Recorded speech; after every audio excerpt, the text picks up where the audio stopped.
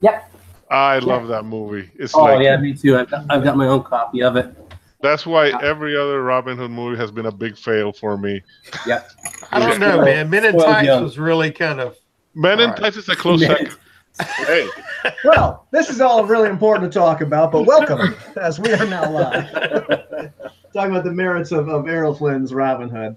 And this is episode 9 of Lamentations of the Martian Princess. And you guys are still all alive, which is amazing, which I've decided to call Out Damn Spot.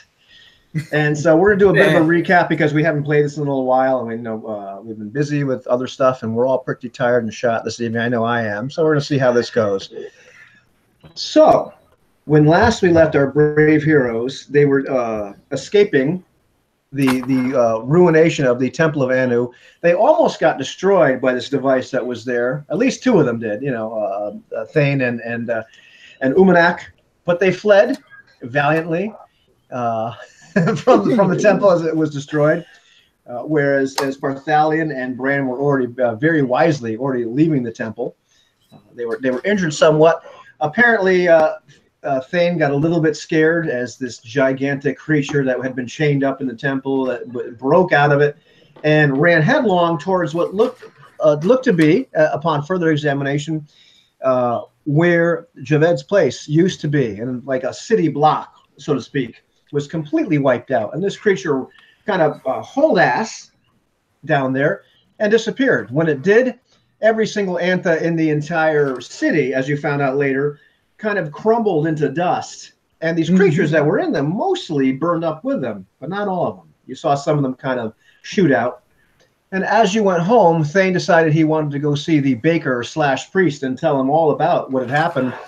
But instead, one of these 2-foot-long, opalescent, black slug-like creatures with these 3 low burning eyes actually forced its way down his throat. And he didn't remember a darn thing. Apparently, they do something to your memory once they go down. Which as I rewatched the episode, Del seemed rather upset. Jose I thought he was going to throw up. that was nasty. Nasty. So he goes back to the House of Saracens with no memory of that, and he's sitting at the table with everybody. And Arius, the guy that you fired, who came back, his head pops off right as you guys are deciding what to do. Another one of these creatures comes out of his head, along with about 20 or 30 little versions of the creatures. This is something that none of you have ever seen, but Jasimba certainly has seen that before. And as you're madly running around, and Arius is, or not Arius, but Cyrus is trying to shoot this creature because one of them is coming right towards him. Thane is shouting, get back, you fellow creatures, but that's not what comes out of his mouth. What comes out is this horrible screeching sound. The same screeching sound, yeah. That these creatures make. All the little ones instantly turn right towards him, run up, and force their way into his mouth and his eyes and his ears and everything else. Once again, he has no recollection of that happening, and completely refuses to believe that, in fact, he's infested with these creatures. But you do manage to kill the big creatures. So you go down to see this priest / baker, Solanges, who once you tell him what's going on, he realizes, oh my God, he's been infected by one of these creatures, because this was the Martian, the plague of the Antha. These creatures, as you start to discuss things and piece things together, they preferred the Antha as hosts. So Barthalion was on the right track. But in the absence of an Antha, they'll take anything. But they burn a human right out, whereas they can live in Antha for a year or perhaps even more. Still no idea where they came from, but now all of a sudden there's no Antha. What do you do? And not only that, but Thane is completely infested. In the meantime, Umanak, who was his squire, once he saw Thane chicken out, I think was the right word. Freak out. Bravely. I lost faith. Completely lost faith. And Umanak is probably, just completely, he told the story of how Thane ran and everything else. And well, he didn't read enough books in the library. Right. So he's almost ready to kill him, So the plan becomes, and Thane's really almost, gets so dejected he throws the medallion on the medallion of Bela on the table at the bakery. And he's just feeling rather dejected, seeing none of his friends really want to talk to him. It's like, this is how it is? Really? He's about to leave like Charlie Brown and like, the heck with you guys, or like maybe like a dejected Cartman. Screw you guys, I'm going home. However, everybody gets to the House of Saracenes because Parthalion gave orders to Asper, pack everything up, buy what you can, take as many books as we can. We're going to go to Paragon because if this city is in the middle of a plague, that's a bad deal. And these other two priests actually join you. There is, let's see if I make sure I get their names right. Bixby, who's kind of a scholar, who has this little device he takes out. He kind of rings it. It forces Thane into some kind of convulsions almost, but there's also this sound he makes, and he's like, oh, yes, he's infested with one. He finds one other girl or woman of the house, this woman, Rosalind, who also seems to be infested with one of these creatures, much to her horror and dismay. So, but they say that we can do a kind of an exorcism, but in the meantime, everybody wants to get the heck out of the town. They don't really promise like how well this exorcism isn't going to work. There's also I think it's Dozin is another priest that joins you. He seems just kind of melancholy and not quite so enthusiastic as somebody like Bixby. Was that Dozin or Dozen? Dozin, Dozan. It's like dozen, but you don't pronounce it that way. Okay. With an A. I'm gonna put an A there. Yeah, Dozan. Yeah, Dozan. Yeah. And so you guys all, the plan is now you're taking this caravan out to Paragon, which is at least a week's travel away, if not more. But this is not the Mars that you are from, as you have left. What we call Mars 1 when you traveled, or when you had somebody else go through that gate. Through the gate. Yeah. You're not quite sure what happened, but the Mars you knew is no longer the Mars that you knew. So there are no Antha patrolling.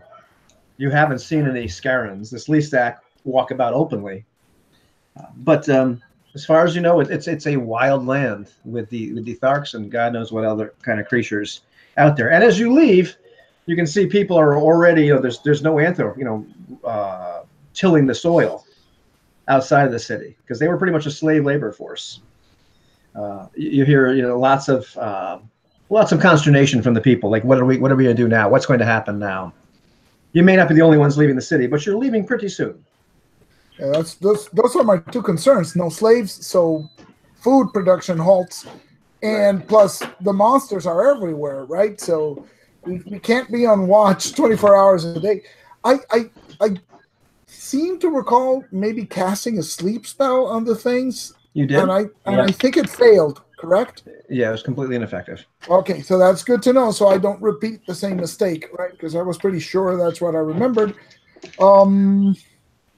The other thing is what I recall from Paragon, just to make sure, I remember Mikkel talking to our city's ruler, to Vesta's ruler, right, saying something about they ran the bitch out of Paragon, and now there are new rulers.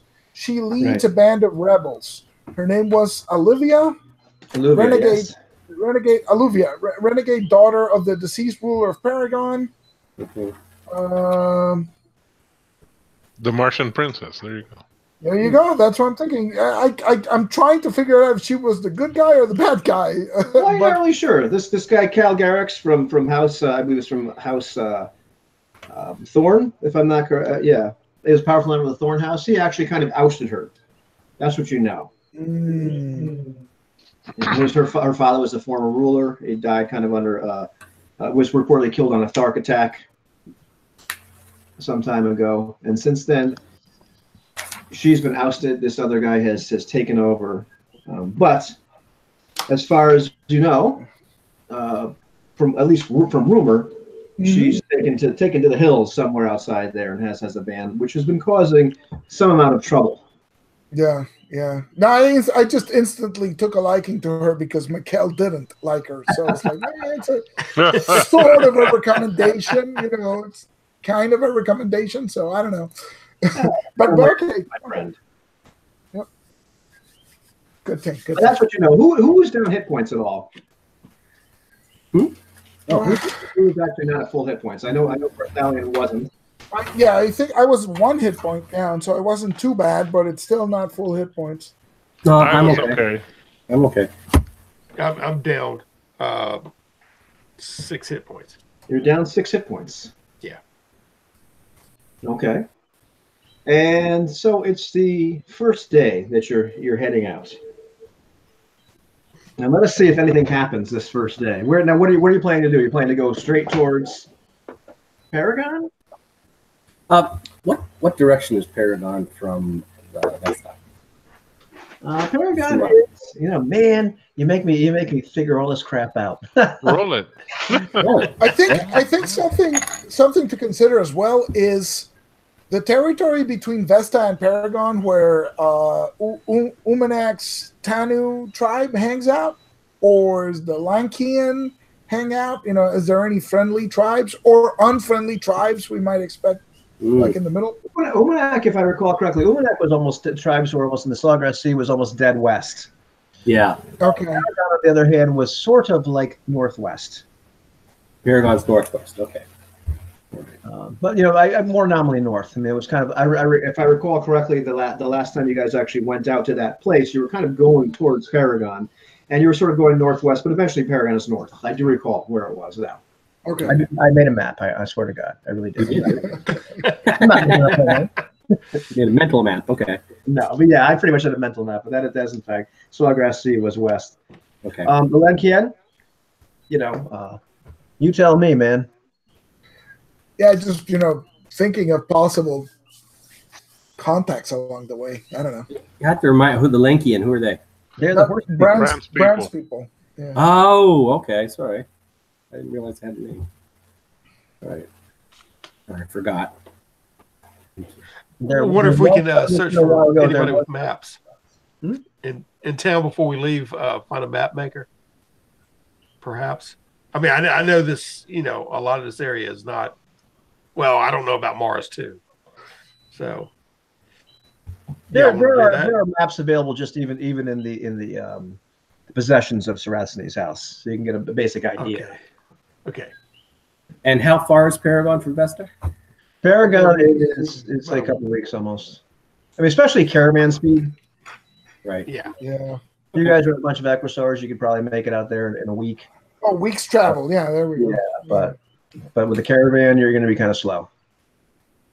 Okay.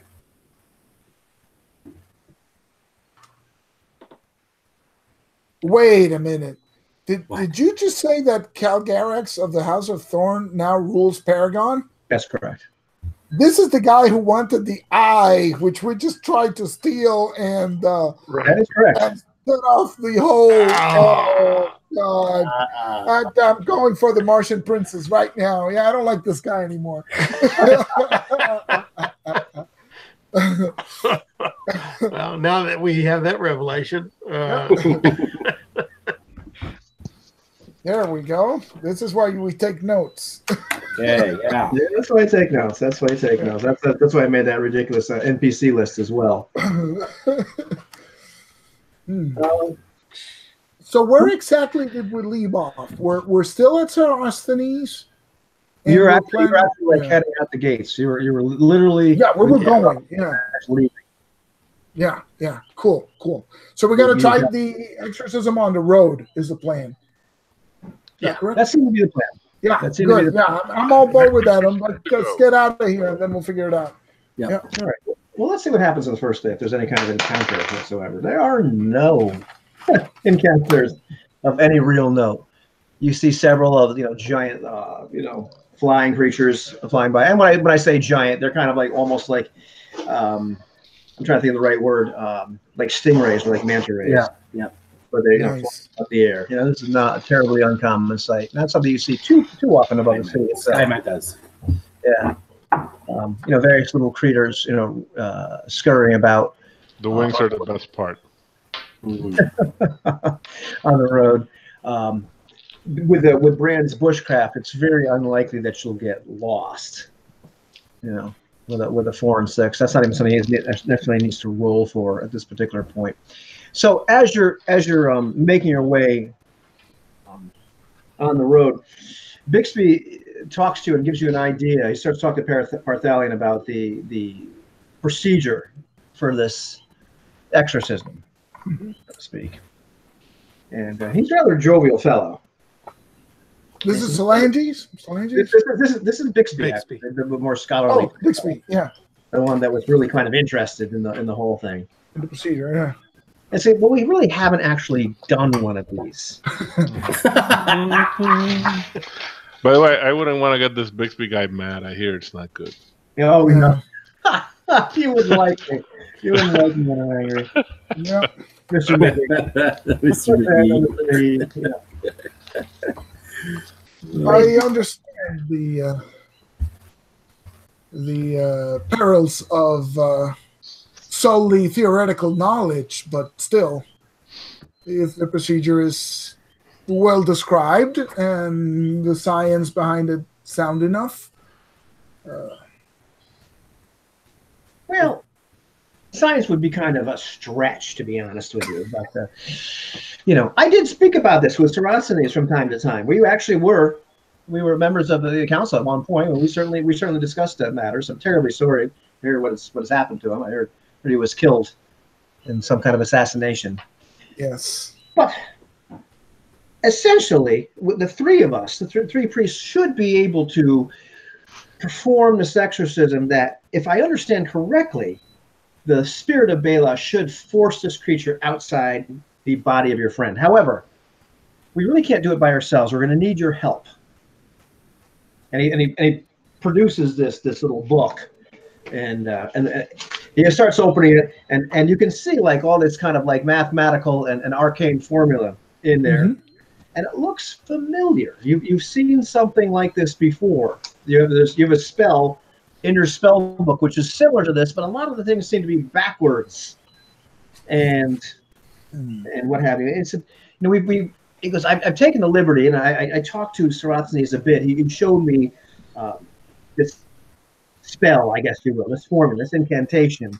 And so I realized with enough jostling of these figures, I should be able to have somebody of your caliber that knows what they're doing. Recite, incant, I guess cast, is that what you call it? This formula, because the problem is once these creatures have been expelled, they need to go someplace. And this should, in theory, force them to enter the etheric realm and not trouble anybody. Otherwise, we'd simply just, have them expel out of your friend, and they'd just seek other hosts. It just, we've got a worse problem. He has you this scribble bunch of notes. Certainly take a look. Looking at it, go ahead and roll me like an intelligence roll. Just roll under your intelligence on a d20. Yeah, hang on. Or die trying. Your intelligence or lack thereof. Here we go. That would be a 6, so that's a success. That's very good. Okay, yeah. So it becomes clear to you as you're looking at this. This is like a reversal of the summoning spell.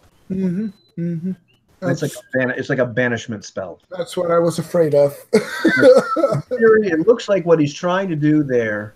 And so you can clearly, the guy is like almost brilliant. He's taken, without any real magical knowledge, he's taken this thing, figured out how to like kind of reverse it.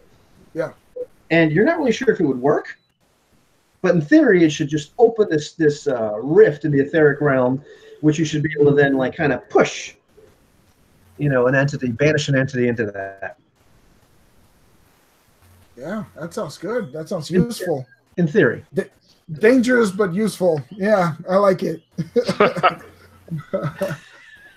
I get right on that. I tell Bixby, we really have little choice. It's this or our friend will die, and those things will go through him just as fast as they did Arias. So the sooner we can get this to work, the better. I'll get started on learning this formula right away. Okay, perhaps we could do this maybe tomorrow night. That'll give us a chance to prepare. And, of course, we could decide if you want to maybe practice on this young lady? That we could do that first. We're gonna have to expel one of her as well. I wonder if we're gonna be able, if we'd be able to do the entire thing all at once. I don't know. Or maybe we try her first. 2 subjects. I suppose we could do both. I suppose. I don't think anything could go wrong. I mean, well, with Bela. I suppose we could try it on the young lady as well. She deserves a chance, just as our friend does. Sure. We'll, it doesn't seem fair to choose one sort of as a guinea pig or hexapig. A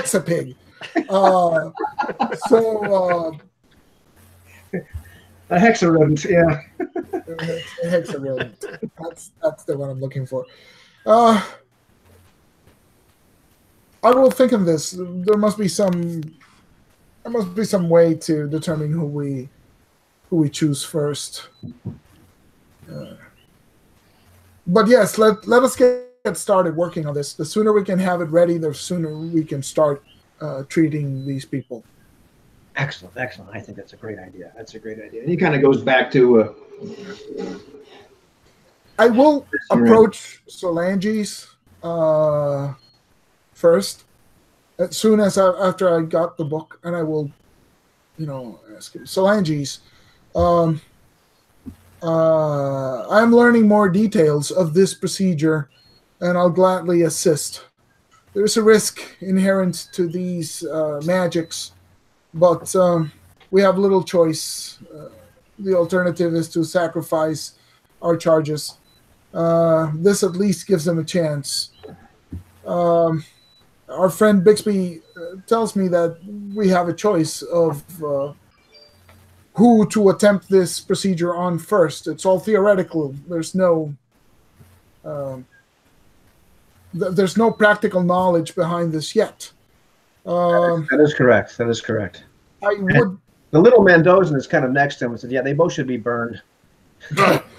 So my question to you is, what would Bela tell us should be chosen first? It feels arbitrary to just pick one on the theory that the first practical test may go wrong and we may find areas to correct for the second test. If we go, Thane is a champion. Thane has been blessed by Bela. We put a great amount of faith in that one. So are you saying we should try it on Thane first? I want to be as ethical about this choice as I can, and seeking the wisdom of the gods' representative seems to me a worthy pursuit. And Dozan once again looks at you and goes, he was being pragmatic. He doesn't want to risk him. He wants to use the girl first. Yes, I understand that, but you are priests. We are. So I would have your wisdom. After all, I think Bela is our only hope in this bleak world. True. And your words obviously are having some effect on them, so they confirm a little bit. And you're right. We can get another champion. I'm just, I don't mean to offload it on them, but it seems kind of like, I don't know. I believe perhaps you're right, and we should not sacrifice this poor young woman. Well, besides, he was ready to cash it in. Let him show his courage now. Oh, exactly. If he is the chosen of Bela, then perhaps it is best. He stands the best chance of surviving this. By showing his courage, yes. In the meantime, Thane, most people are giving you quite a wide berth. They're giving you end up kind of riding in the back. No, not the back. The middle of this caravan, so people can kind of keep an eye on you. Yes. Okay. Both Yeah, of them, actually. So, but you can notice some people like the two of you. This woman like rides near you. But Okay. Yeah. Things since we left has been he's been sullen, melancholy, cloaked, his head bowed in his own thoughts, sitting astride his Echosaur, moving forward. Uh, so he's really not paying too much of attention, or being too much too alert to what's been going on, all the discussion, or even the wide berth he's been given. Yeah. So anyway, that's pretty much the mood and that he's in right now. right, and you still have. Let's see. You're supposed to. You're down 6 hit points, right? Yeah, 16. 4. Okay, then so everybody should heal their level for that day of travel. Excellent. Or so I mean, they're your hit die rather. So Yeah.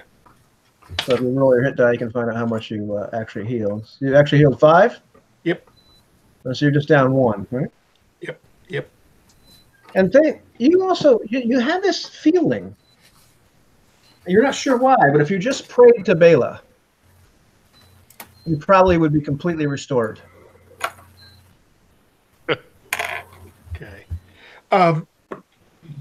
Or if Now, someone else needed some restoration, you could probably restore them. Nice. I'm not sure why you think that. That's been occurring to him because all along he's been chewing on the fact that first he felt kind of affronted by the lack of faith from the priest in him, and everybody's turning his back. Brand got him back on track to trust again. Now he feels like he's carrying the curse, and it's sort of faded to him. If this is occurring to him, he's now thinking that he could take a possible turn of evil and turn it into good. So he's looking at this in his mind as getting close to the evil that was, to see if could be any, to understand it more, see if there'd be any potential for good, to dress those with it, to go to good. So he's that makes sense, is what I'm getting at. It makes sense that he would be going along those lines. So you'll hear him muttering to himself and praying. At least the girl will, after a while, under his cloak, and he starts searching around for the priest, Solanges. Right. After a while, when he raises his head up, and whenever he sees him, he starts to call for him. They're looking around the caravan for Solanges anywhere he can. Well, Solanges is just finishing up talking to Farthalion. So here's, yes, I should go talk to him. Okay. He goes his Echosaur to ride over towards Thane, and he rides up to you. He's not real close, but certainly conversational distance. Yeah, Solanges, my brother, I ask your forgiveness. And Thane's a little bit watery in his eyes, and he holds it in his hands and says, "The medallion. I believe it is my fate to carry this burden, but I must have the medallion." Ah, yes, of course. And he reaches down into his pouch. And he says, "I still have it." Thank you, my brother. And he kind of he reaches out. He reaches over, almost falls off his Echosaur, and grabs it and rides himself back up. And he says, "Thank you." And he turns back into his thoughts. He puts it over his neck and starts praying again in the same fashion, holding on to it while he does. One onto the reins of the Echosaur, another one to the medallion. Okay. You feel entirely restored. You're back up to full hit points. Nice. Gee whiz. You're not sure what. You just felt like this incredible surge, but you're not sure what. But you just felt like a real peace come over you. Okay, well, he was slumping beforehand, so he's now fully erect and sitting and looking up around at everyone, and pulls the cloak up off his head, looks in the sunlight, and almost bathes in it. And you'll see radiance about him as he looks around. And he kind of nudges his he nudges his. You're laying it on a little too thick. This is like a role play, man. The rating is phenomenal. Oh my god. He's Yeah, that's perfect. How's Umanak and Brand? What are our brave fellows doing at this point? What was that? What Umanak and Brand? What are you two doing? Umnak is just peering at Thane constantly, never taking my eyes off him. The first sign that this darkness that dwells within him is taking hold, I will put him to a quick end. That's fantastic. Yeah, Thane is. I mean, while they're moving, he's basically trying to, making sure that the caravan stays on track, right? Right. In the evenings, I guess he'd scout around, and if he can shoot something that might help feed this motley crew, then all the better. Hey, roll me a d6. A d6 rolling. This fancy schmancy eldritch rooster rules. Yeah. Roll a 5 or a 6. 2 plus 3 is 5. Plus 3? What do you mean 2 plus 3? Isn't it? No, just roll me a d6. Oh, I thought it was a bushcraft roll.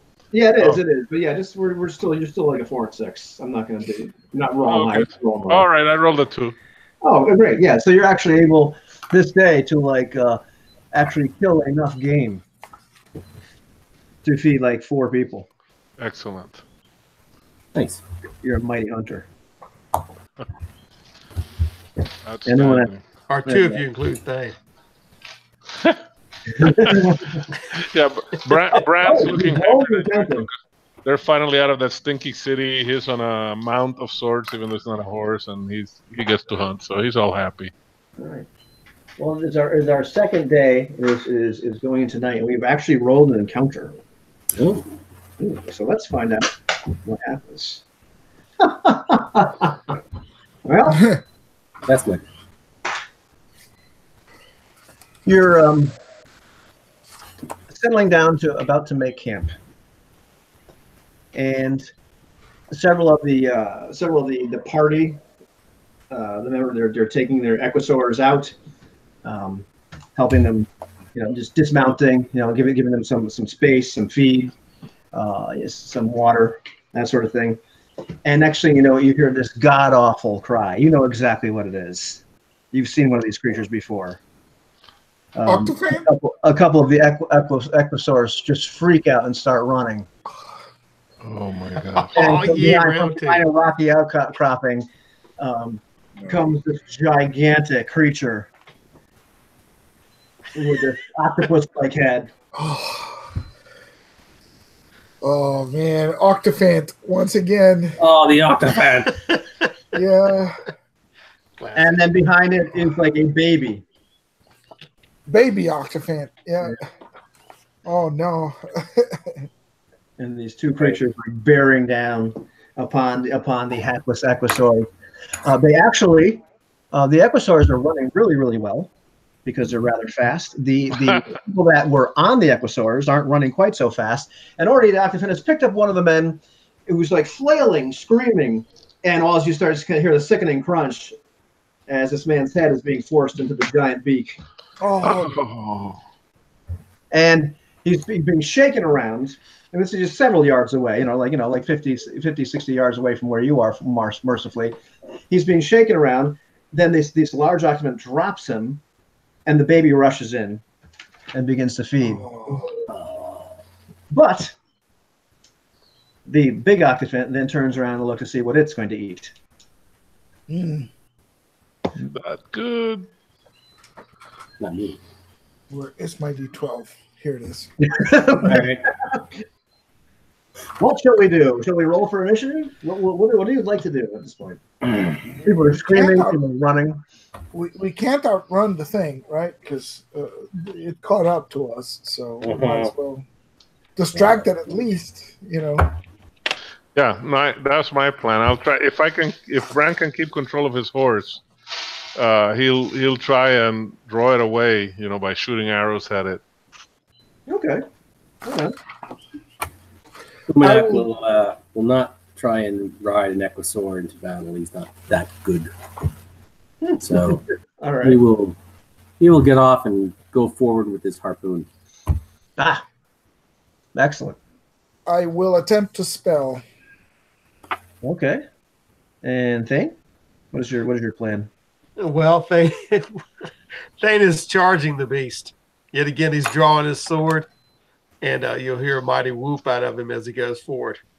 So much for drawing it away. We may not have to carry out this exorcism. All right, excellent. Everybody roll some initiative. Let's see what happens. What are we, 6s again? Yeah. Well, yeah. I mean, if we're using the Bingo. We're using the if you're using a melee weapon, you've got a D8. a D8. Okay, right.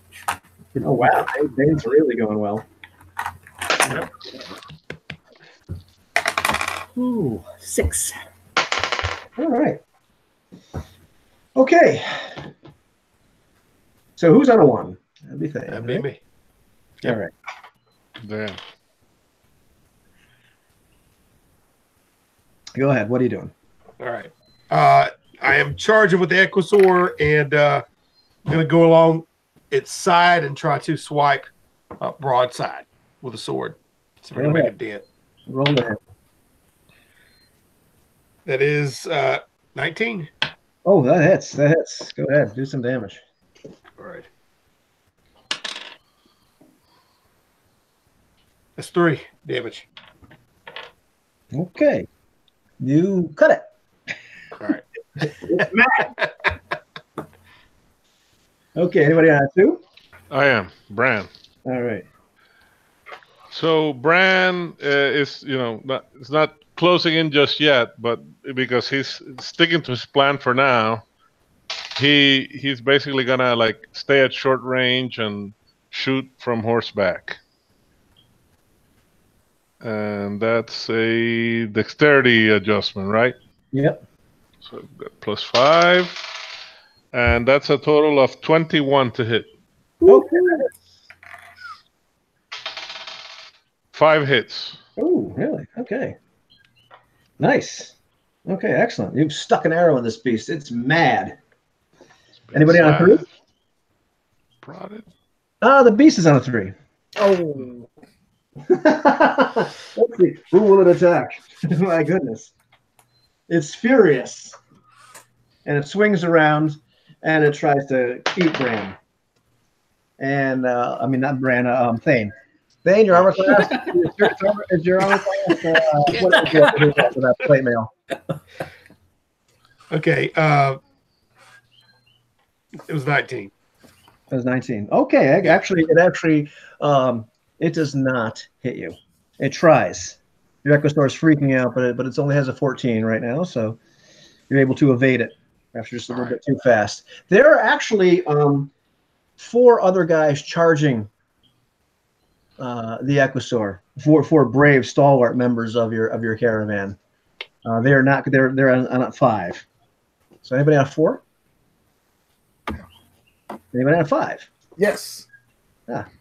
So Barthalion has a book out, and he's making magical gestures and reading an incantation, and I cast a light spell on the creature's eyes to try to blind it. Okay. The creature gets a save versus magic, and if it succeeds, then the spell does not work. Otherwise, it's blinded. Okay, cool. Wicked. Yep. Let's see if this thing saves versus magic. Let's see. It's got, because we're kind of using these different rules here. It's got a partial save. Okay. So it works. It works, but it's like kind of half blind. So it's going to take some significant penalties. Yeah, at least it's So- distracted him. -2 instead of -4 or something like that. Yeah, it's going to take some penalties. So yeah, you've got this thing where now the head of this creature is like blazing with light, but it's not quite. It's like on one eye. We got its depth perception. Excellent. It can't use missiles. Exactly right. Yeah, we won't be able to use the 3D glasses for nothing. All right. All right, and these other guys are kind of okay. These other guys are kind of charging in, and let's see. I'm gonna say a couple of them actually make some to hit rolls that get close enough. All right, that's actually not bad. Oh, okay. Well, one actually sticks a spear in this thing for a mighty 1 point of damage. Yes. The other one, on the other hand, rolls a 1, so falls to the ground and is now prone in front of this creature. Okay, 6. 6. Umanak was actually going for the small octophant. Oh boy. And, yeah. We'll get her attention now. You'll get her attention. That's right. We'll get her attention. What character did you bring? That's fantastic. Go ahead. All right. And he doesn't throw his harpoon, but he gives it a little jab. He doesn't want to kill it. He just wants to kind of make it give a yell out. And whoa! It's a natural 20. Oh, yeah. Oh, that's right. Well, it needs to write us a little saving throw now. Oh. A death save. Yeah. Hey, now we got dinner. Okay. No, the creature does not die. However, it's down. It's okay. It's got 4 hit points left, but you really did one heck of a thing. So you've like plunged this thing right into the abdomen of this creature, which lets out this shriek. Yeah. And we're going to start the round with the initiative. We're going to roll initiative again, but the head of this creature now just completely turns around. Oh boy. And, it's now like completely forgetting everything else. Yeah. Because now it's the one is in danger. Yeah. So let's roll initiative. Oh, that's good for you. Okay. Creature's on a 6, so you guys are really lucky. Probably because there's no. You got to remind me. There's no adjustment with dexterity for this. No, it's just like you're rolling. You're trying to roll low. Okay, so it's just no adjustment. So yeah. Yep, so if you're only using melee weapons, of D8. Yep. I rolled 7. Okay. Wow. All right. Well, you're actually after the creature. Who's on a 1? 2? 3? Me. All right. So Bran seeing so many guys around the creature, he doesn't want to feather any of them in a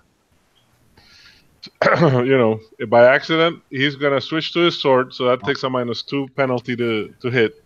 Right. And he's gonna charge with a great war cry. There you go. Hooves thundering. And I rolled a 14 plus 4, that's 18. Okay, that hits. And it's double damage for a charge with any weapon. Oh, okay. Well, this guy knows the rules. All right. No, I just read them. Okay. Oh, that's 6, so that's 14 hits. Oh, my goodness. Ooh. Wow. This creature is wounded. It's not doing pretty well. I think you may actually sunk your blade into this thing quite a bit. All right, anybody on a 4? The other fellows are on a 4. One is frantically trying to get back up. A couple of the other ones try to stick this creature. That is not a hit. That is a hit. That's it. So let's see. What kind of damage do they do? That's a floor die. Okay, that is Oh, yeah, the big octopus is actually dead. These guys are Yes. Yes, nice. Nice. This other guy was. In the meantime, you've got this squealing, wounded baby octopus Oh no. with a harpoon in it. See, Umanak that and picked on somebody his own size. It's not roll initiative for it. It's not roll initiative for this little baby octopus, but it's kind of freaking out. So, Mm-hmm. what does Umanak do now? Or is that? Oh, I will definitely put it out of its misery then. Oh wait, okay. Did it? 14. Okay, that hits. All right. 9 points damage. Oh yeah, you just stick this thing right in his head. And so, Oh man. All right. this poor- Well, that worked well. I can picture you riding like Alexander across the. You'd have trained it. Oh, jeez. Yeah. In the meantime, now some of the guys that were running up there with the spears, just like going over to the corpse of the other fellow, like Wally, no, poor Wally, and the beheaded corpse. Ugh. Yeah, so Bran gets off his horse and gathers some of the the guys who helped us. You did well. You're good fighters. Let us now build some fires and smoke as much of this meat as we can. We will feast today, and we should have enough for a few days. Oh, that's a good idea. Yeah, that's a good idea. We have to bury Wally too. Of course. Give this man a decent burial. What will Parthelion do about those glands? Yeah, I took CSF of Octafant last time, so I should take some Spinal fluid. spinal fluid. Yeah. What was Sorry. it? They had ink glands or something like that? Yeah, something ridiculous. Whatever that Yeah, was. yeah. Okay. Yeah, that sounds good. I'll try to. I'll ask Bran to harvest them for me when he carves it up, and I'll take the opportunity to then have Asper give the word to the caravan to prepare to camp here while we provision ourselves from these animals and prepare the space for the exorcism. I think this is a good opportunity. While we're busy doing that, the priests and I can start going about preparing the ritual, assuming I already know how to work the reversed spell, right? Yeah, you're able to look at it, but the only caveat is you're not going to be casting it out of your own book, so it is going to be a saving throw. Yeah. Just for color, Bran is not crawling into the thing's mouth to get the glands like somebody else here did. You'll see him go to the supply to the caravan and borrow a wood axe and split the thing open. Nice. Yes. So Langes actually does a service for Wally. Yeah. They Nice. dub the place Wallyville. Henceforth, Wally World. Camp Wally. Wally Falls. Yeah. Wally World. And Bran actually tells Ubanak, Thane seems to have recovered his valor. That was quite the sally. Yes. It's a good start, yes. We shall see. The darkness is still within him until we get it removed by this ritual. So the night goes on. The services are held. The meat is smoked. The octafant is, well, the glands are harvested a little bit less delicately than they were last time. And the priests agree that this would be a good place to do the ritual, perhaps tomorrow. Mm. And there's some argument whether they should do it by the daylight or whether they should do it at night. All right. Well, as soon as you deem it optimal, I shall ready myself. I want this done as soon as possible. But perhaps getting a good night's sleep will mean that everybody is fresh and better able to accomplish this arduous task. So I'll go by Umanak and tell him, Umanak, keep watch on Thane this night. Yes, Master Barnelli. Yeah, let us know if anything happens. Yes. Because they're still infected. My harpoon at the ready. Exactly. To drive it into his skull, the first movement he makes it is questionable. Right. Thane had been helping dig graves for the service of Wally, and whenever he goes to sleep, you'll see him quite unplussed. He's just smiling, and goes off just sleeps like a baby in front of Umanak. All righty. And the only person sleeping anywhere near you is that young lady. Mm-hmm. Because nobody will really sleep near her as well. So as you and Rosalind are kind of like, buddies at this particular point, or at least she hangs out with you because nobody else will hang out with her. You guys are sort of pariahs. Yeah, you're slightly more famous than she is, and everybody feels kind of bad for her because she was just one of the households until recently. Yeah, Bran brings the happy couple a nice hunk of roasted octafan.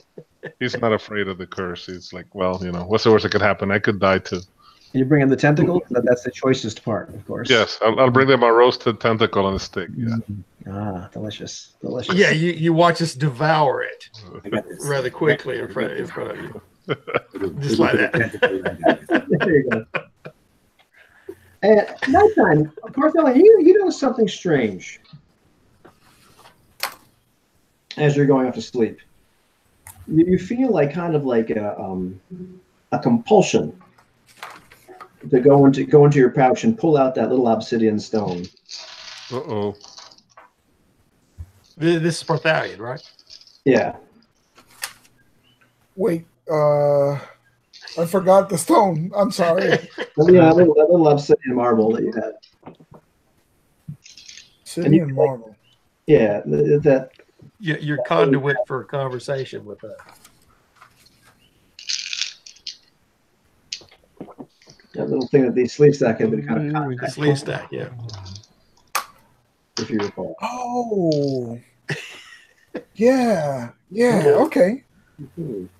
Plot thickens. Yeah, sure. Okay.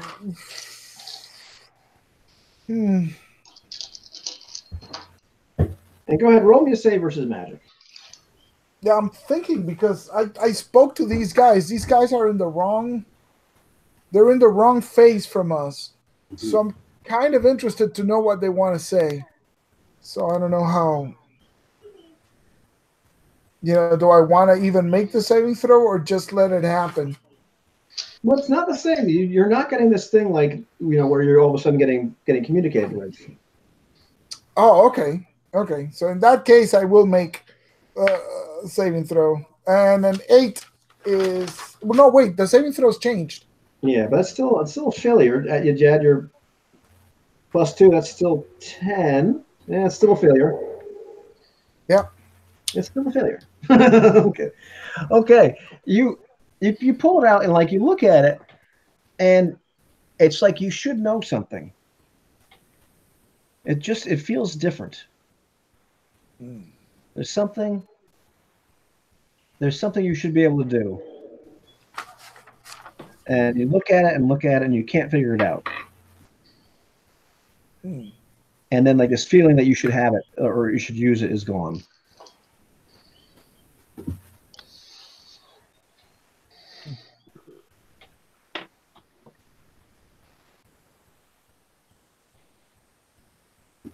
Make an idea roll. Hmm?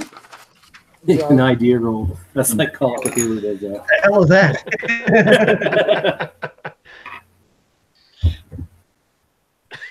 Yeah, I don't know what to make of it. But it's something, it's like, that's kind of weird. There's something, and it's just sort of like gone. The feeling that you should do something, but you know that there's something more to this thing. It doesn't feel the same. You haven't had any kind of communication with these creatures ever since they got really infuriated. Yeah. That the etheric conduits were in the wrong timeline. Yeah. Yeah, because I did want to go give them the thing that they wanted, but then you have no compulsion to do that whatsoever. You just completely, that's gone. And you realize that's kind of been gone ever since that conversation. Yeah. And even more so, like after you left us, right after the Temple of Anu was destroyed, you just, after the events of that evening, and when Javez blew up, you just really haven't thought about this at all. It's kind of. But that's how your night goes. All right. And so it's the morning. And it's time for the ritual. I'm feeling that the exorcism, it would be a good time for the exorcism now. What does everybody want to do? Anyone want to make preparations? Upon waking up, Thane stretches and yawns and wakes up with a hearty appetite. And the girl beside him jostles her awake too, and bids her to come find some food with him. Stopped off toward where the Octafan was, where everybody was grubbing. Umanak is leaning on his harpoon that's sitting in front of him, half awake, and trying to keep his eyes open all night long, trying to keep an eye on Thane. Can't say he's been totally successful. Good man. But gets up and goes to get some breakfast. Your thing say it's a beautiful day, assuming that it is. Oh, shut up. Yeah, Bram's thing about smoking, finishing the smoking of the octafed jerky they're gonna be carrying later on. Because that takes a few hours, so it's good that we're doing the exorcism is really an excuse to get the travel food ready. Except for Thane's unaware of the exorcism. The impending exorcism. But so he's eating heartily. Excellent. Okay. It's finally the time. Like most of the people, members of this caravan, have decided to give this area a wide berth. But some of them are still there. Cyrus is actually pretty interested in watching this whole proceeding. Cyrus has come with you, and he's uncharacteristically quiet. He does have his tinfoil hat on almost all the time, but he's kind of interested in the thing. But so the priests have chosen this kind of like rocky, like encircled area, like up against one of these cliffs, where it's almost like a natural depression in the cliff. So and they light a fire. It's dawn. They start doing all these chants or lights over or sort of incense, and they have all these amulets of Bela and these other little poles with these things on, and they have we're just doing Thane by himself, right? Is that the idea? If it works, then we do the girl. Yeah. The girl, on the other hand, is sitting there to the side. Watching. She's watching to see what her fate might be with a couple of guards there. So, and the instructions are for you to cast this spell pretty much at the same time as they complete the ritual. There's a certain point in the ritual. Bixby has let you know when they say these kind of look at you.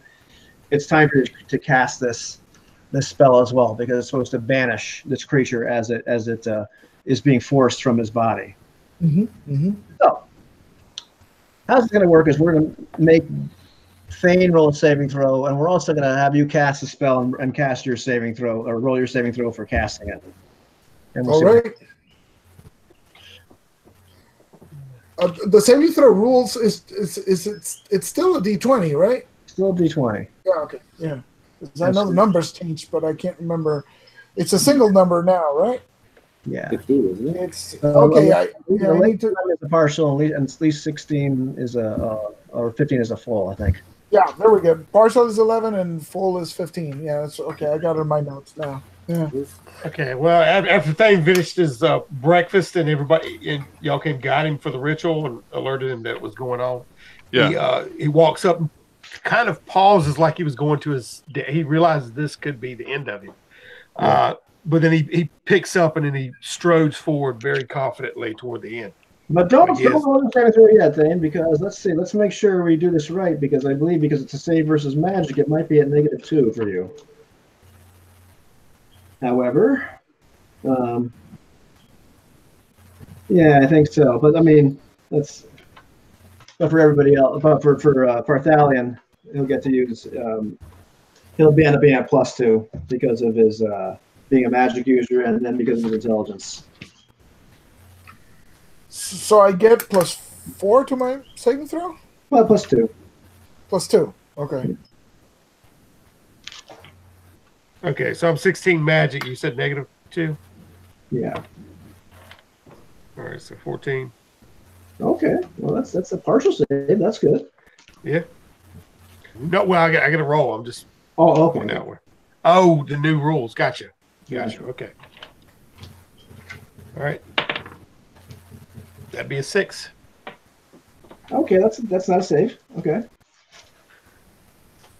Well, it hasn't gone completely bad yet. Go ahead. So Parthalion, what do we got? All right. So let's see if by the rules I can figure it out. So you're saying I have +2 because my intelligence to the saving throw? Yeah.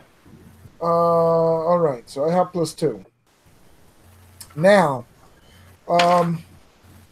by the checklist, I still have points. It's a quick spell, so you can spend 5 points to save better. Yeah, but I do have 2 penalties. I have casting a spell being read directly from an understood spell book that it's not my own hand. Right. That has not been prepared that day. So that's 1.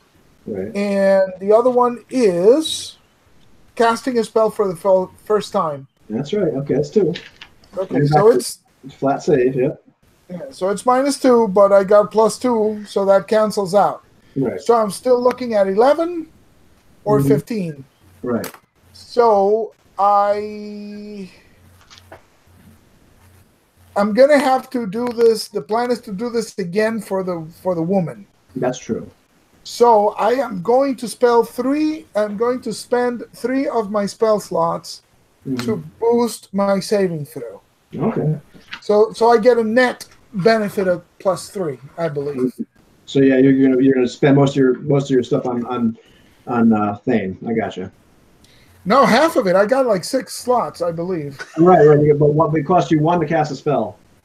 Oh. Yeah, why not? I'll be fair about it. I'll cast 1 to cast a spell and +2 to the saving throw, and I'll do the same with a lady, assuming anybody survives this. Can you believe that thing? Can you believe that? So it's at net +2. So here we go. Come on, baby. 19. Whoa! Yes. Okay, so you do not miscast. That's good. None of those horrific things happen. And I wanted to use my luck. Oh, do you have a luck? Yeah. You do. You have a luck. You have a luck skill. Yep. Stealth, sleight of hand, and luck. Oh, okay. All right. Well, then you can re-roll that 1 save. 4. I am the king of low rollers. All right. Jeez. That's cool. Well, let's see. Let's see what happens here. And let's roll for the priests. Oh dear. All righty. Well then, here's the deal. You get to kind of roll for your fate. All right. Let's see. That's done. So you roll a d6.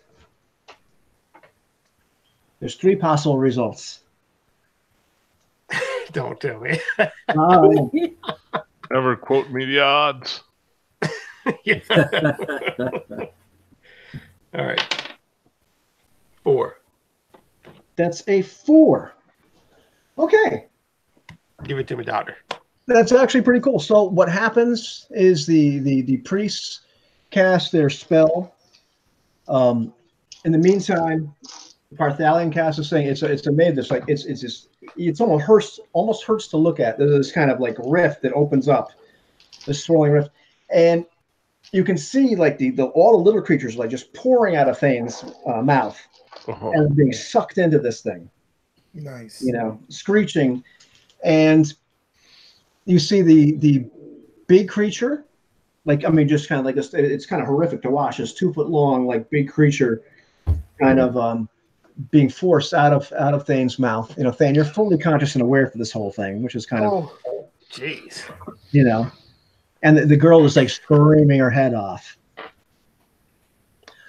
But it's really kind of weird. Parthalion, you can see this. Wait, there's something weird about this? Yeah. Everything was pretty routine, except. Now we get to the weird part. The weird part. In fact, things got freaky. Everybody roll me whatever die you want. Well, Parthalion will be able to see this no matter what. But like Umanak, Brian, go ahead, roll me a die. Just tell me if odds of success. Any die, doesn't matter what you roll. Oh, okay. 50-50. No, it's not an odd.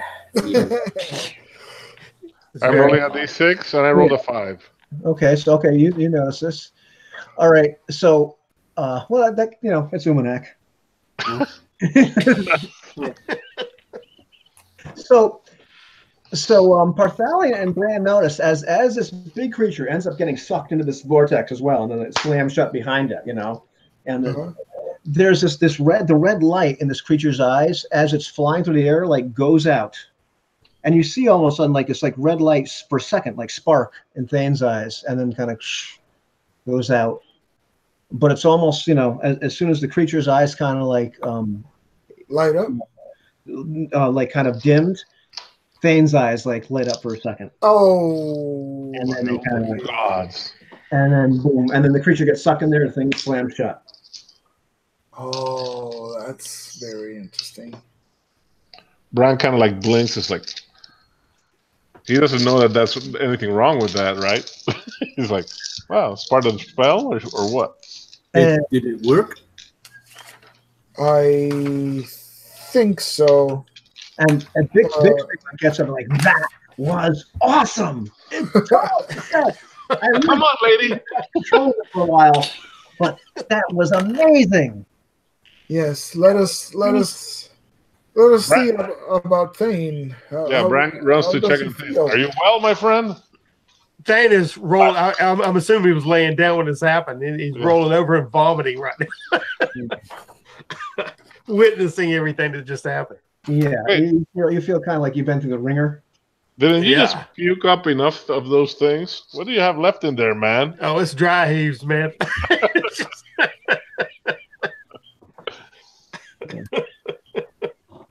Oh, jeez. It's just horrific. I don't know if you ever had a catheter removed while you were awake. It's not nice. That times 50. But, nice. but complete success. And now the girl is like sobbing, silently.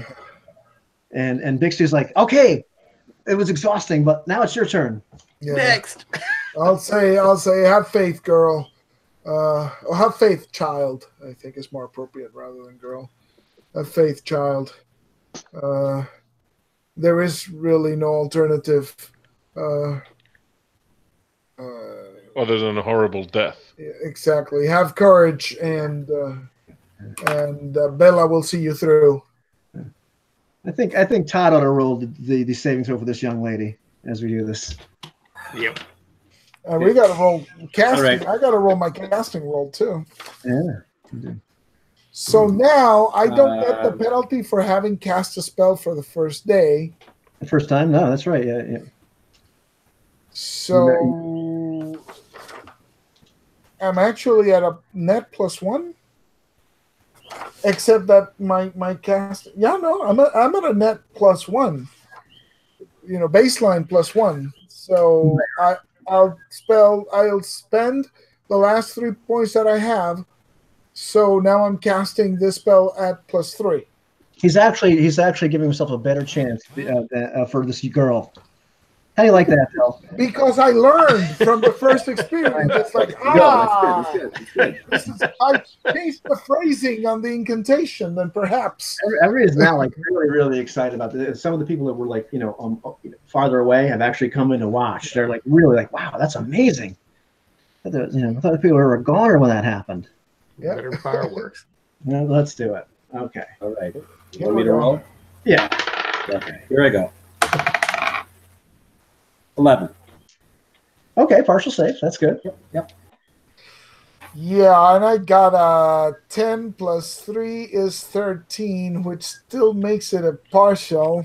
Partial save. Okay, so then we roll a d6 and find out what kind of horrible effect happened. Boy. I do have luck, Okay. but I don't know if I should reroll because I got a 10. Yeah, I mean, you could get a. I could get like a 2 on the die, yes, right? Right. And I can only blow 1 luck point on this roll, or can you do like this? No matter. No, it's like it's number of rerolls. So yeah, you can reroll something. Also, theoretically, I could roll twice if I wanted to burn both my. I suppose. Oh, yeah, that's right. You got 3. Okay. That's the skill you took was 2 luck. Okay. Yeah, I took the skill. Geez. Yeah, that's right. Yeah. So maybe I should take the partial success and, if need be, re-roll the consequence die. Oh, the consequence die is the consequence die. It is what it is. Yeah. What do you think, guys? Can I beat Luck a might 10 be good. on It's a rolled as D20? an advantage. Go Like for it. Take the envelope. Let's do it. I'm gonna re-roll. See what happens. I got less. 19 again. Yeah. So you feel like it's already starting to come apart. Nice. You managed to. Yeah, that little change in the phrasing. I'm so excited. That little change in the phrasing turned out not to be so good, but All right. All right, somebody roll a d6 for this poor young lady, and let's see what happens to her. 5. A 5. Oh, okay. So once again, the creatures are creatures being expelled, and this time it's just this one big creature that's coming out of her. But it ends up like coming out, and you can see like she's kind of bleeding a little bit, and she collapses, and she's taken some damage from this event, and she collapses on the ground, and she's obviously like almost like near death.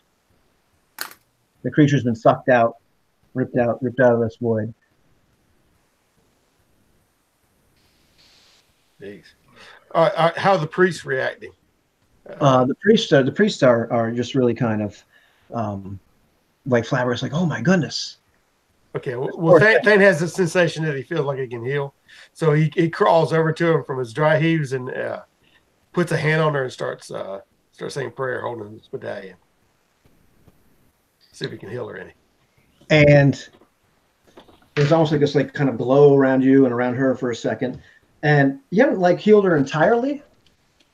But she gets up, opens her eyes, and says, "Thank you," and she embraces you. Okay, I do the same likewise with her. No. Truly children. Oh, true love.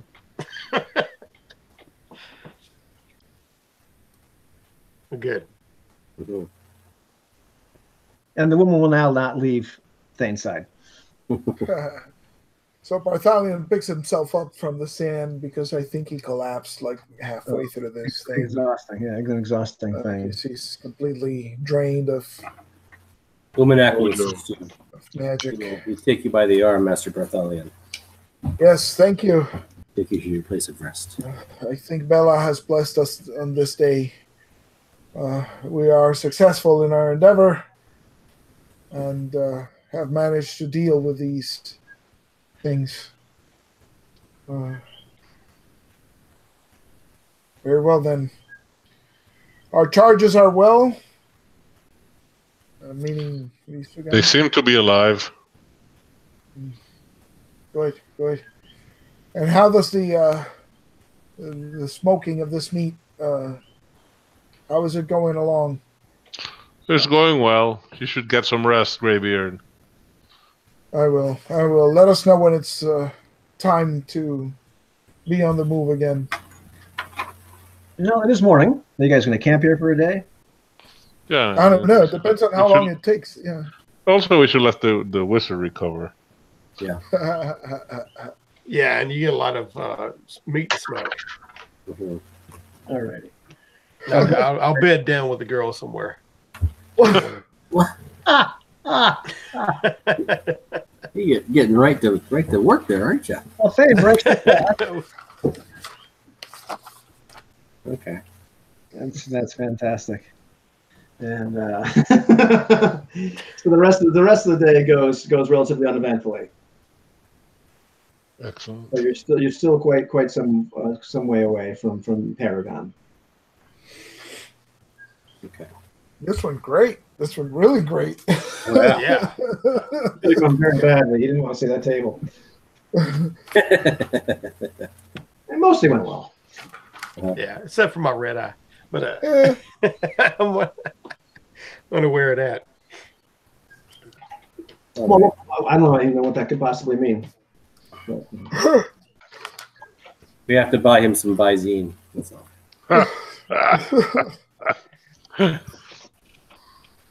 Visine for demonic possessed eyes. so after the day has gone by, like if you guys stay there the entire day, the entire night, everything goes pretty uneventfully. In Camp Wally. Yeah, at Camp Wiley, things have gone pretty well. So the next day, everybody's restored. Fan, you found you've actually been able to heal this wound entirely. What level are you? 3? You third level?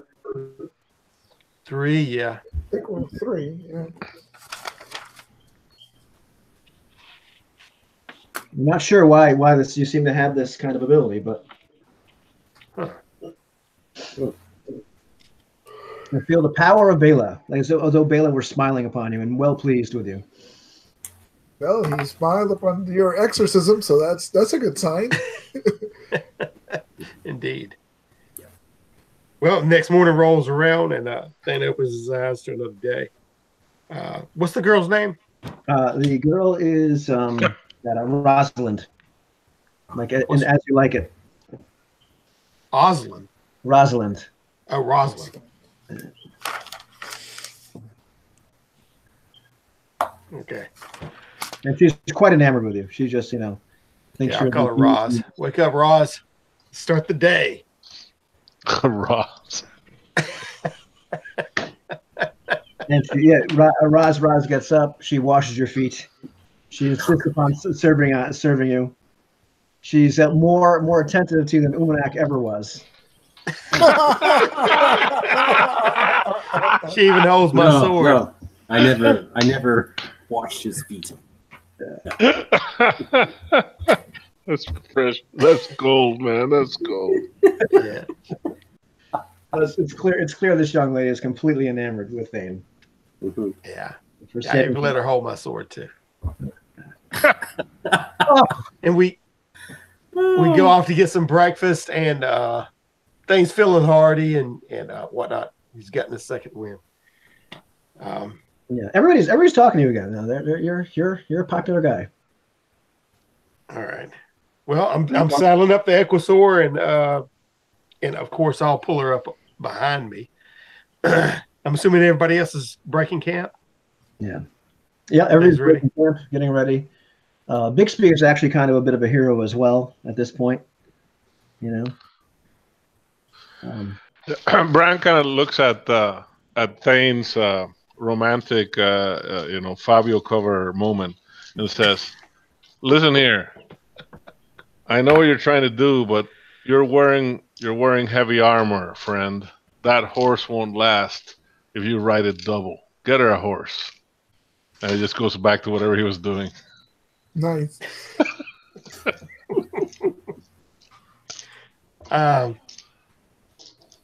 He may have a point. Roz, You can take off the armor.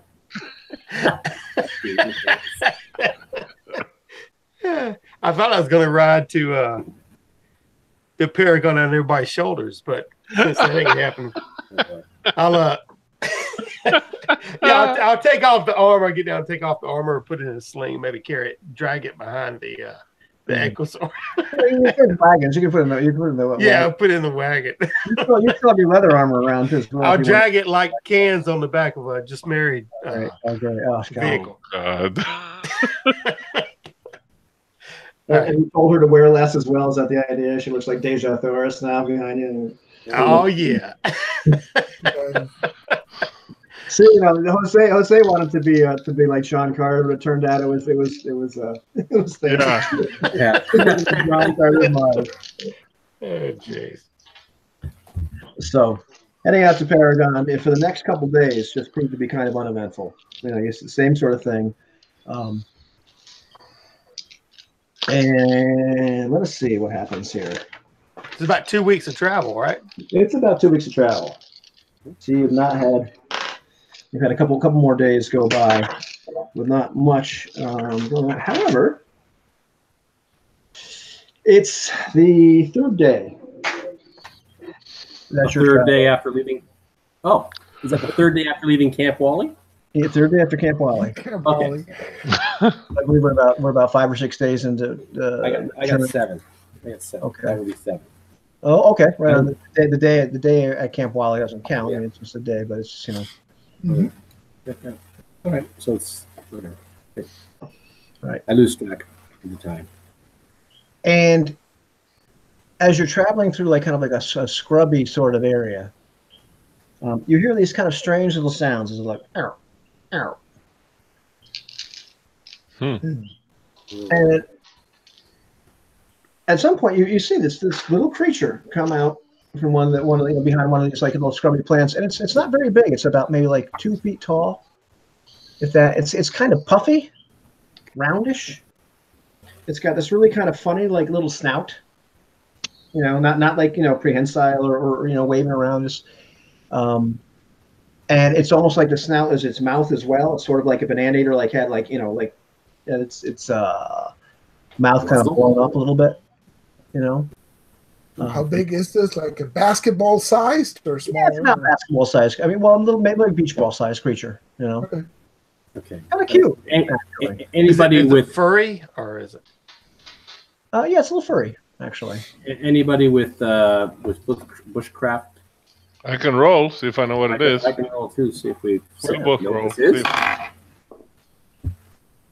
I got a 2. Triple. I don't know what it is. You've heard of these creatures before. You've never actually seen one. You know that they are somewhat dangerous. You're not entirely sure why, but very often when people see these, they end up not ever coming back. Oh. Everybody needs to make a saving throw versus magic. Oh. Oh, jeez. Gee whiz. Okay, so yes. 20. Oh, I like this die. 17. I like this die. And who's got? What are the bonuses and penalties again? With magic is generally. I'm gonna make this a straight one. Not like right. So. 15. All right, 14. Okay. So everybody got a full save except for Bran. Okay. Everybody else rolled a 15 or higher. Yeah, I got a 15. And let's roll for some of the other people around. Ooh, well, that's not good. That's all right. Let's see. I can't roll good for the rest of the entire caravan. Oh no. So, Bran gets this kind of like feeling like, oh no. Probably warned you guys just a little bit that maybe something was amiss. And most of the party the caravan is completely stopped. You realize like more of these creatures are actually starting to come out from the woodwork, so to speak, the brush, and they're all just kind of looking around. surrounding you. Brad, you feel like really, really tired. Like it would be a really good idea to just kind of sit down. Oh my god! But you're not quite there. But you're just kind of like fighting this urge to just stop.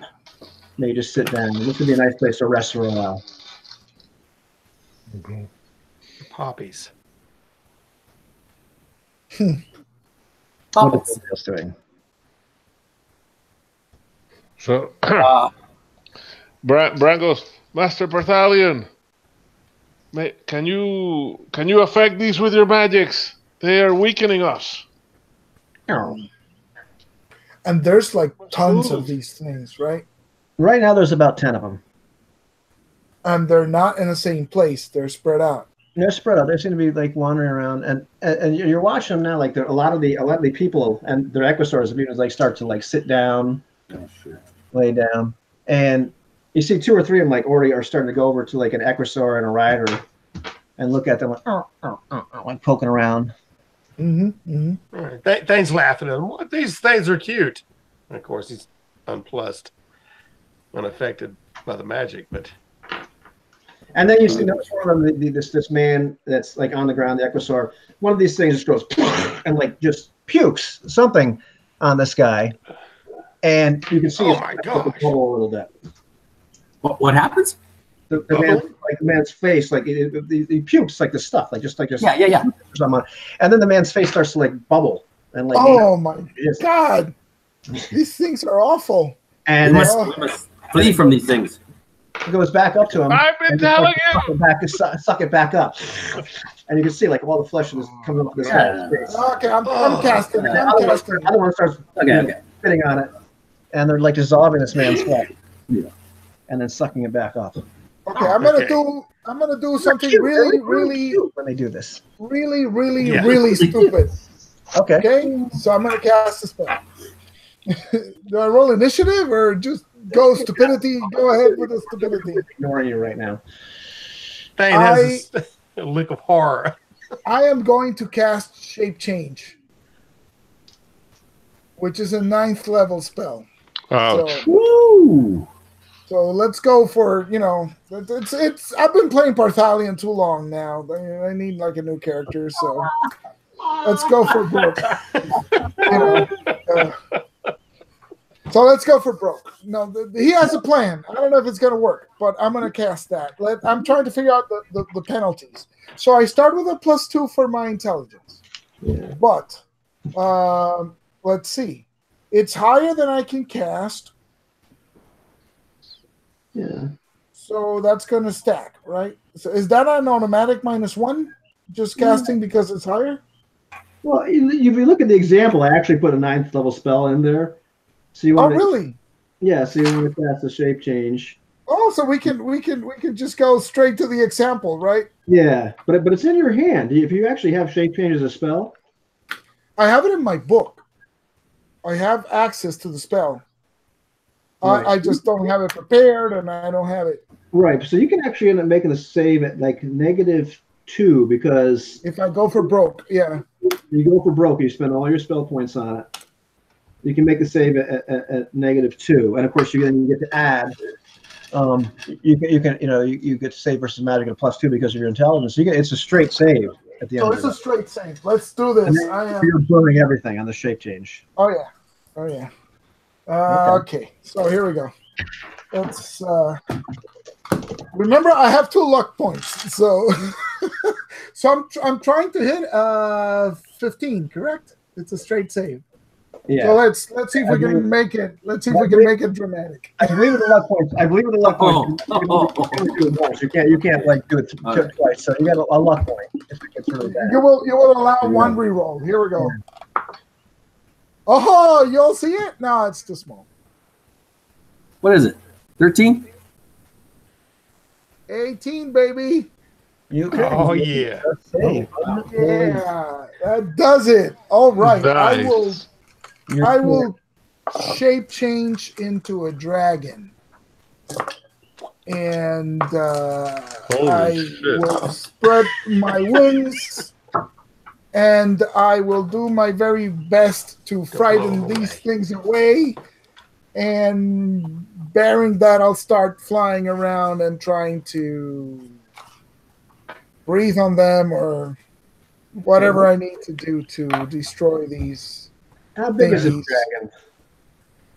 I don't know. How big is it? Huge. I'm thinking. I mean, he just stands up. He goes down from the horse.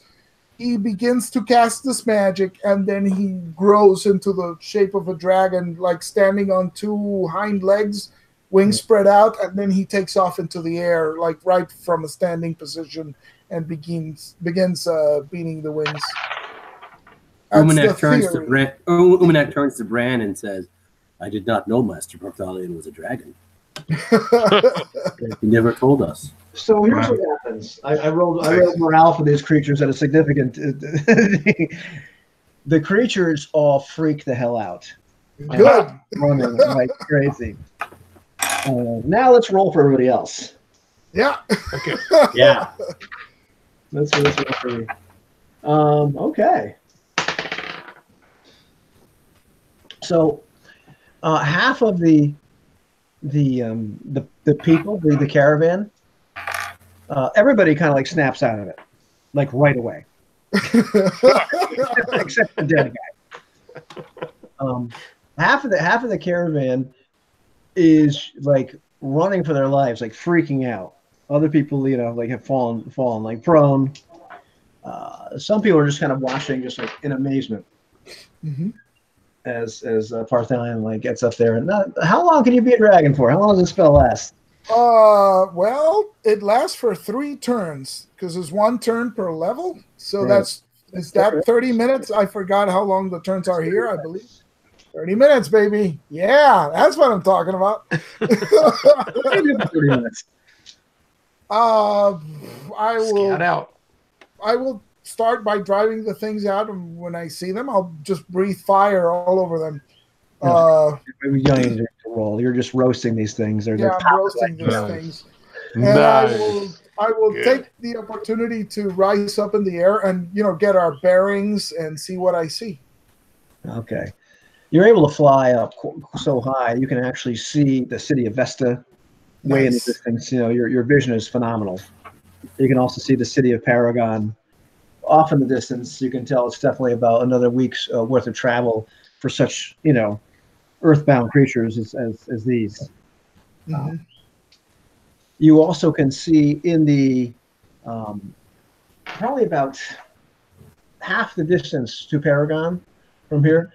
You can see obviously what's a settlement to the east of Paragon, and I mean not really a settlement, almost like a camp. It looks like some kind of large encampment. That's past Paragon, or past Paragon. It's in between you and Paragon, but it's to the east of Paragon. Oh, okay, it's good. And we're going north, so yeah. So if we wanted to go there, we'd have to. Yeah. And it's in the kind of a mountainous, inhospitable sort of region. You can see. I see.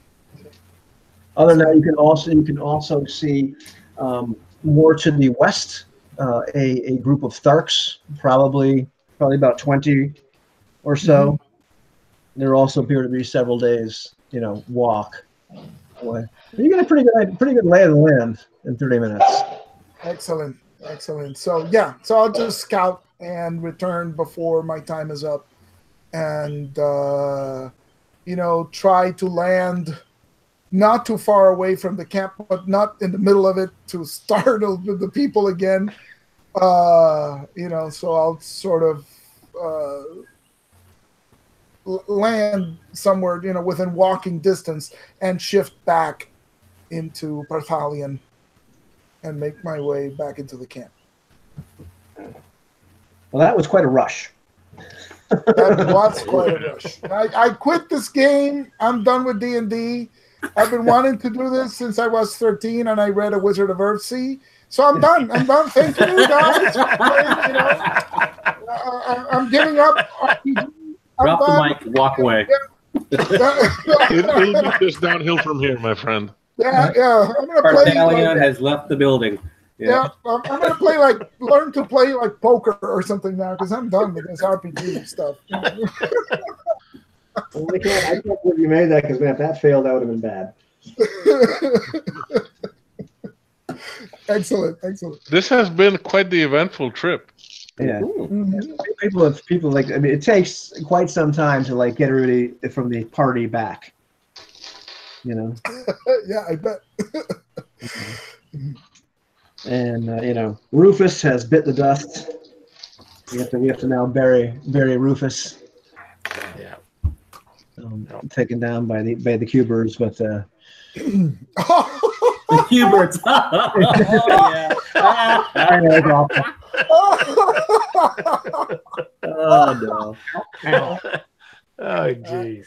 And they scared the crap out of us, which is the funny part. Yeah. They should have. They were horrific. They're so cute. Good grief. All right, well, thanks help with dig a grave. Okay, who's some burial detail today? Yeah. And actually, Asper comes up, and Asper is the most impressed. You are clearly a powerful sorcerer like Saracen. I knew it was wise to follow you, but now I shall follow you to the ends of the earth, Master. I thank you for your kindness. I have studied long to follow in his footsteps. I fear I'm not quite there yet. But that would have come in useful a couple of times in the past few weeks, my friend. He says he walks by. Things were not. What took you so long? It is no easy task to accomplish this. Bella has been with us for this past week. More than ever. By action. More than ever. Yeah. And but Asper looks here and says, "Let us hope that the Azi do not take note of this." Let us hope so. But it seemed to me a desperate situation. These creatures incapacitated most of our warriors. I feared all would be lost, so I gambled. Let us hope I did not lead us astray. Let us make haste. What haste you make. And you're now about a week away. So I don't know if you guys want to call it here or what do you want? Yeah, that's a good spot. Let's end in a high note for once. Yeah. Just when I thought we were out of quarters, you pulled that. I'm thinking to myself, man, you guys are probably screwed, and the only thing I've going through for you is that you guys so far have made your saving throw. Yeah, right. Yeah, I was thinking tribbles like Todd was. I knew it was gonna be good though. I'm not kidding on that whole. I've been waiting for 30 something years to do that. So that's the advantage of the VAM system is Lee was I've never had anybody cast Simulacrum in a game before. Mm-hmm. And Lee cast that in Prussia, and it was awesome. It was the crap we got to do with that Simulacra was amazing because they last. Yeah. But I rolled all the spells in Saraceni's spellbook randomly, and I was thrilled when I saw shape changes. Yes, maybe this I get a chance to do it if I don't die horribly. But yeah, it was pretty epic. Yeah, I was serious. That's really what you're gonna do? Okay, Awesome. That was awesome. Yeah. Wow. Yeah, but you are definitely you've commanded due respect. Yeah. Nice. Although most people have now to treat Thane like a hero. Most people are a little scared of Farthalia, no? but the members of the house, everybody is Master Farthalia, there's no question now. Well, we're always kind of scared of him, but but everybody's been no, the frail, poor little old man, he can't move. It's everybody's whoa. Yeah. Awesome. Yeah, you guys were that was good though because you guys are almost dead. I felt bad even creating those things because they were kind of just I think well Kubert's kind of ridiculous, but like the what the hell those things in Jurassic Park, the little compies they bite. Yeah. So that was the idea that you start to, but it's like kind of the poppies thing. You start to sit down and then next thing you know they just eat you. And you don't know what's going on. How many times would you ever get to see a dragon go up against Kubert? You know, that's pretty epic in itself. And when you said that, I was like, "Geez, these things are rough." Well, I think the thing is that they're already. It's hard to get a beat on them because they're jumping around. The monster design had the desired effect. It scared the crap out of us into doing that. So it's like, oh, okay, I'm going for it. I'm saying, okay, one thing to cast. I'm gonna do something really stupid. Like, what could possibly? I don't know what I was thinking. That you're gonna do something like rock to mud or something like. Shake. I was like, oh, that's great.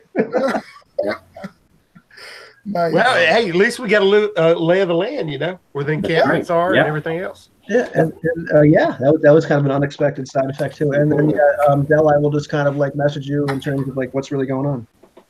Yeah. Sorry, Del. Excellent. Oh. We always, the flip side is you rolled the most interesting thing that could possibly happen. Nice. Literally the table of bad things. Like if the priest screwed up, the table was this. It was I'll try the other two. The first one was like they come up and they cause damage, which is what happened to the young lady. Yeah. The other one was that it was successful, but you took on aspects of the creature, so you would have turned black and had glowing red eyes for the rest of your life. Oh, geez. They just kind of looked really weird. Okay, so you didn't get that one either. You got the really interesting one. Oh, man. Jeez. What's the Chinese curse? May you live in interesting times. Exactly. Yeah, it definitely carries that curse. So you actually got the one you wanted. I was kind of hoping for. I was like, you know what? No, I was going to make it just like that. That's what happens. I'm like that's terrible. I'm not going to do that. And then you roll. I'm like, oh my god, you rolled it. Oh, okay. Give yourself high fives. Nice. Del is such a good sport. He did that for you, man. Yeah. He has had every bad thing happen to his character. the one thing overall, like I look back at this game as far as the things that have caused you guys the most problems, it's been random encounters. Yeah. That's cool, good. though. I like that. I thought it would have been Thane. He's the first runner-up. Yeah, the same too. All right, guys. Thanks a lot. Thank you. Yep. Thank you. All right. We're playing again, guys. Take care. See you all Good later. night. Bye. Okay, good night.